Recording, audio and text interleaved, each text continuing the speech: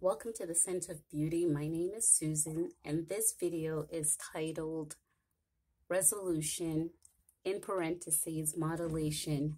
This is part 9. So excited, learned so much with the other videos. I suggest if you haven't listened to the 8 videos that came prior to this one, pause it, listen to those, and then come back and join me. But I learned so much in regards to our psyche and how our brain and our heart gets these emotions going in regards to our resolution, but we just don't have the belief to support it. And so although we might have wiggle room so often when we keep starting our resolution again and again, we think, oh, I've done this already. But having those wiggle room, it still, keeps us in a confined state. With resolution as it pertains to creativities, we invite people into our worlds, showing them what we have birthed and showing our creative voice, so to speak. And it's lovely, it's authentic, it's that exchange of joy, feeling that inspiration that is being shared and it inspired and how that person became inspired and having that inspiring emotion, energy flowing. It's genuine delight. While this is the part of the process, yes, that's encouraged, it's supported, it also should be a caution for so many of us because the emphasis of our brain and our heart place so much on domestic chairs when there's so much to, I should say, so many on a universal level calling us, but there's this domestic chair that we get sit into. We base our belief into just localization, being comfortable in just localizing ourselves, wired to our surrounding. The psyche becomes placid, it becomes undisturbed, it loses its excitement, and we get wired to stay put and don't go far. There is like this caution, and that a lot of the time is because we don't know about the modulation and to take a look at what is my belief. English fiction writer, his name is Edward Morgan Foster, right? He says, one person with passion is better than 40 people merely interested. The addiction to networking, that localization, that is what I talked a lot about in the 8th video. It's like that cordless phone. It's still wired, as I said, to a connection. And it's that group think. What the group believe, depending on others to charge up that emotion. Very interesting, that networking and seeing someone's creativity. Oh, that's wonderful. And again, I'm not taking away from encouragement, but when it becomes stagnated, when that's the emotion driven resolution, it takes away from that expansion, the modulation of sending it out into the universe, and it expands. It takes away from, so many times not tapping into the power of passion. That's belief. And when one develop that passion and have that belief system, it's indisputable. And if there are those around that disagrees, you don't even see them. Just like with the Scent of Beauty, the reason I focus so much on the psyche, and I have this beautiful drawing with her hands over her face, she doesn't see what the world, she doesn't look through the eyes of the world. She sees, and we could see her psyche what's emanating, not covering from shame, no, but it allows her the visibility of her psyche to know what she believes, unhindered. And yesterday I ended on, forging through belief blockers and having this quantum tunneling. But how do we get there? And one of the models that I used in previous video is Alexander Graham Bell. And he said to Watson, when he invented the telephone, the conversation that he had, he said, Watson, come here. I want to see you. And in this video, I want to call Jesse Eugene Russell and say, Mr. Russell, I want to theoretically see you. Why? Because he's a model. We talked about system engineering, and with system engineering, we need a model. And Alexander Graham Bell, perfect model for that resolution that he began with, the passion to help those that were hearing impaired like his mom. And so with Jesse Eugene Russell, he was an American inventor of the cell phone. And the great thing about Jesse Eugene Russell, he's an inventor that's still alive. He was the first to be hired at AT&T Bell Laboratories as the first, that came out of the first, he was the first to be hired out of a, historical Black college. Huge in the 70s. He had his Master of Electrical Engineer degree from Stanford University. He received Outstanding Science Award. We're talking about his passion, his resolution to invent. But he was born into poverty. And that's why like Alexander Graham Bell and Jesse Eugene, I use these individuals to help Jesse Eugene Russell. I forgot to say his last name. But these individuals shows us that adversity, it doesn't limit us.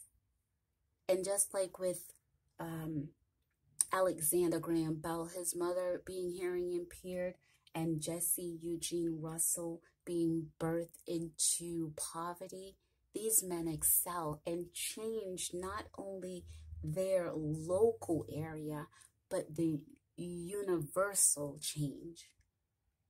It took 4 years for Mr. Russell to build the first cellular system. And Jesse Eugene Russell, he said, right, I had so much confidence, I was able to challenge the status quo in the midst of all of the stereotype about African Americans, in the midst of an all-white group. I had enough self-confidence to say what I believe could be done, or he said can be done, because he's still an inventor. Inclusion is a part of modulation. It helps us to open up and move forward. If they didn't open up at AT&T Bell Laboratory, would we still be restricted to a landline? The furthest we could go is a cordless phone. But Jesse Eugene Russell took us further, and it shows that with resolution, when modulation is added, change, we could go beyond our wildest dreams. And what really caught my attention is listening to his interviews, Jesse Russell. He talks about diversity with a passion. And what really caught my attention is cognitive diversity. And that's what I'm referring to when I say our psyche. what is the cognitive diversity in our thought process? Or is it just, bedrock, just a stance, unmovable belief system that is not in operation with our emotion, or I should say cooperation with our resolution to move forward. So one of the things too that I gleaned from Mr. Russell is that understanding and appreciating interdependence. And we are so conditioned to apply these words outside of ourselves, right? Interdependence with another human being, right? Another group. But that interdependence, it has to start with our first world, internally within. Our first world, on the contrary, is not on a map. It's our global nature. Like, what am I thinking? What's my nature? Because Mr. Russell said, if you are not in the room, and he said in business, like in a room, things happen to you instead of for you. And in his resolution, again, remember I talked about, well, if you listen to the other videos, Alexander Graham Bell, and his resolution and fluency and flowing, and I talked about abounding, and the same thing with Mr. Russell.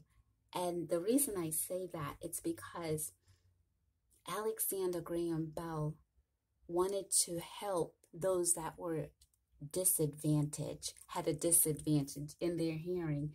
And Mr. Russell came along so many years after, and he wanted to do the same when